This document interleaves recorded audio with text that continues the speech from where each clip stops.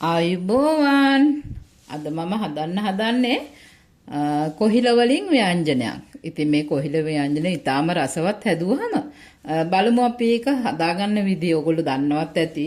අපි ඉතින් එක එක විදියට හදන හින්දා එක එක්කෙනා මං හදන විදියත් ඔයගොල්ලෝ බලන්න. ඉතින් බලලා ඒ විදියටත් හදලා බලන්න. ඉතින් මං ඒකට අරන් තියනවා ලූණු අරන් තියනවා, තක්කාලි අරන් තියනවා, මිරිස් අරන් තියනවා, ඉඟුරු පොඩි කෑල්ලක් අරන් තියනවා, රම්පි කරපිංචා, සුදු ලූණු, ඒ වගේම මේ ගොරක බික් දෙක තුනක් අරන් තියනවා. ඉතින් මුලින්ම අපි මේ අපේ කොහිලාලේ හොඳට සුද්ධ කරගන්න ඕනේ. මේ අපිට පුළුවන් පීලර් එකක් අරගෙන මෙහෙම සුද්ධ කරගන්නත් පුළුවන්. නැත්නම් පීයකින් මේ පොත් ඇරලා සුද්ධ කරගන්නත් පුළුවන්. ඉතින් මේ අමුද්‍රව්‍ය ටික සේරම සෝදලා පිරිසිදු කරගෙන අපි බලමු ඊළඟට මේ ව්‍යංජනය හදන්න මොනවද කරන්න කියලා. අපි අමුද්‍රව්‍ය ටික සේරම පිරිසිදු කරගෙන අරගෙන තියෙන. ඉතින් ඕගොල්ලන්ට පුළුවන් කොහිලාලේ මේ විදිහට ඔයගොල්ලෝ කැමති හැඩයකට කපා ගන්න පුළුවන්. මම පොඩි කොටු හැඩයකට කපාගෙන තියෙනවා. මේකේ මේ නූල් වගේ ඇදෙනවා. ඉතින් ඕගොල්ලන්ට පුළුවන් මෙහෙම 3ට 4ට වගේ කපලා මේ පොඩි කොටු හැඩයක් වගේ හිටින්න කපා ගන්න. ඉතින් ඕගොල්ලන්ට මේ හැඩයට මොන්නම් මේ හැඩයටම කපා ගන්න. එහෙම නැත්නම් දිග අතට හීනියට උනත් කපා ගන්න පුළුවන්. මම කපන්නේ මේ විදිහට. ඊට අමතරව මේ ආමුද්‍රව්‍ය ටික සේරම පිරිසිදු කරලා අරගෙන තියෙනවා. මම අමු ඉඟුරු සුදු ලුණු තල්ලා අරන් තියෙනවා. මේ වෙලාවේ තක්කාලි කරපිංචා සේරම සෝදලා පිරිසිදු කරගෙන තියෙන්නේ. ඉතින් වෙනදා වගේම මේ විදිහට මේ අමුද්‍රව්‍ය ටික අපි කපා ගමු. කපලා අරගෙන අපි මේ ව්‍යංජනය හදන්න බලමු. ඉතින් ඊට පස්සේ බලමු අපි එමිහිට මේ ව්‍යංජනය හදාගන්නේ කොහොමද කියලා. දැන් අපි මේ කොහිල ටික සේරම කපාගෙන ඉවරයි. අපි මේකට ලුණු කුඩු ටිකක් එකතු කරලා මෙහෙම අත ගන්නකොට අපේ මේ කොහු ටික ඔක්කොම එකතු වෙලා ඉවච්චර ගන්න පුළුවන්. ඉතින් ඕගොල්ලොත් ලුණු කුඩු ටිකක් හරි ලුණු කැට ටිකක් හරි දාලා මෙහෙම කොහිල ටික අත ගන්න. එතකොට මේ කොහු ටික ඉවච්චර ගන්න පුළුවන් ඕගොල්ලොන්ට. ඉතින් අපි අමුද්‍රව්‍ය ටිකත් සේරම කපාගෙන ඉවරයි.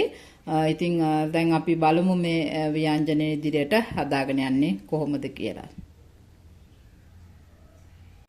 මුලින්ම භාජනයක් ලිපේ තියලා තෙල් ටිකක් රත් වෙන්න දාන්න.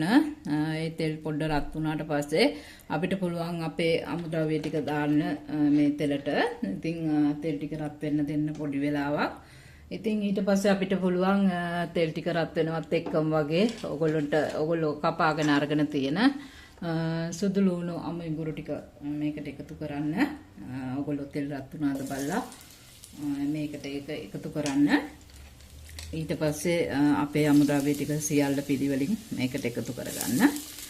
ඉතින් අපි මේ විදිහට කරම්පේ කරපිංචා, ලුණු, තක්කාලි සල්පයක් මම පස්සේ දාන්නත් තියාගන්නවා. මිරිස්, ගොරක කෑලි දෙක තුන අපි මේ විදිහට මේ අමුද්‍රව්‍ය ටික මේකට එකතු කරලා පොඩ්ඩක් මේ තෙලේ ටෙම්පරාදු වෙන්න දෙන්න. ඊට පස්සේ අපි බලමු මේක පොඩ්ඩක් ටෙම්පරාදු වෙනකන් තියලා මොකද කරන්නේ කියලා. දැන් මේ ටික මද වෙලාවක් මේ තෙලේ ටෙම්පරාදු වෙනකොට හොඳ සුවඳක් එනවා.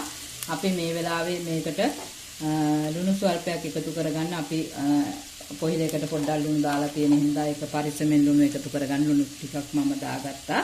ඊළඟට ඕගොල්ලන්ට පුළුවන් මේකට අපේ පහේ ද්‍රව්‍ය ටික දාගන්න. කහ කුඩු ස්වල්පයක් දාගන්න. ඔයගොල්ලෝ කහ කුඩු ටිකක් දාගන්න.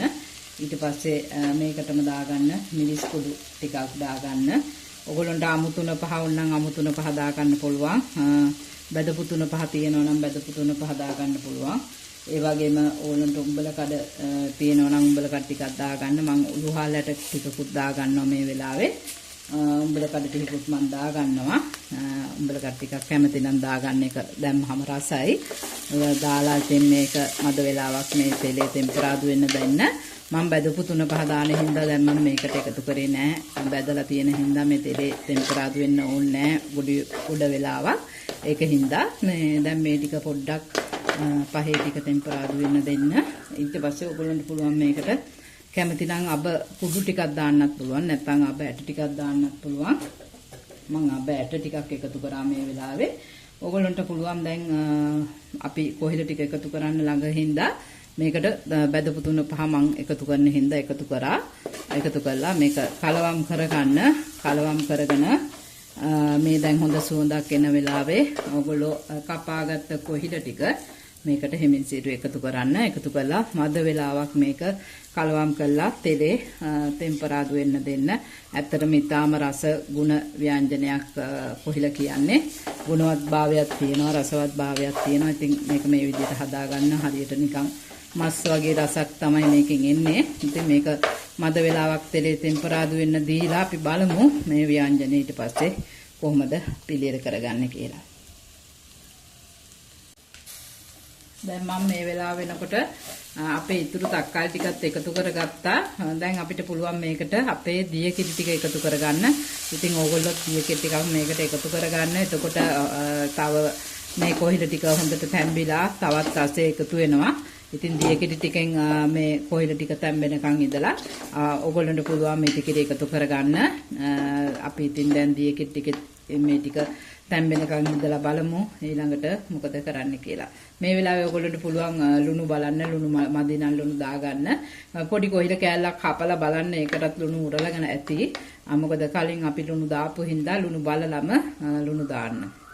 මේ වෙලාව වෙනකොට අපේ දිය කිරි ටික හිඳලා ඉවරයි. දැන් මේ තක්කාලි අනිත් ටික අපි ඔක්කොම දාගෙන ඉවරයි. පහේ ಜಾති ටික. දැන් අපිට පුළුවන් මේකට මිටි කිරි එකතු කරලා වහලා තියන්න ඕගොල්ලෝ මද වෙලාවක් වහලා තියලා මිටි කිරි ටිකත් අපේ ගානට හිඳුනට පස්සේ ඕගොල්ලන්ට පුළුවන් මේ ව්‍යංජනේ රස බලන්න. ඉතින් මිටි කිරි ටිකත් හිඳුනට පස්සේ අපි පිළිගන්නලා බලමු මේ ව්‍යංජනය මොන වගේද තියෙන්නේ කියලා. මේ තියෙන්නේ අපි රසවත්ව හදාගත්ත අපේ කොහිල ව්‍යංජන. ඉතින් ඕගොල්ලොත් මේ විදිහට හදලා රස බලන්න. මම අවසානයේදී මේකට සුවඳ කුඩු ටිකක් ඉහගත්තා. ඕගොල්ලන්ට ගෙදර තියෙනවා නම් සුවඳ කුඩු ටිකක් මේක උඩින් ඉහගන්න. එතකොට හරිම රසවත් සුවඳවත් ඉතින් ව්‍යංජනේ තවත් රසවත් වෙනවා. ඉතින් එහෙනම් මේ වගේ ව්‍යංජනයක් අරගෙන මං ආයි ඕගොල්ලෝ හමුවට එනකම් මං අදට ගිහින් එන්නම්. මං කුක් විත් ජයා.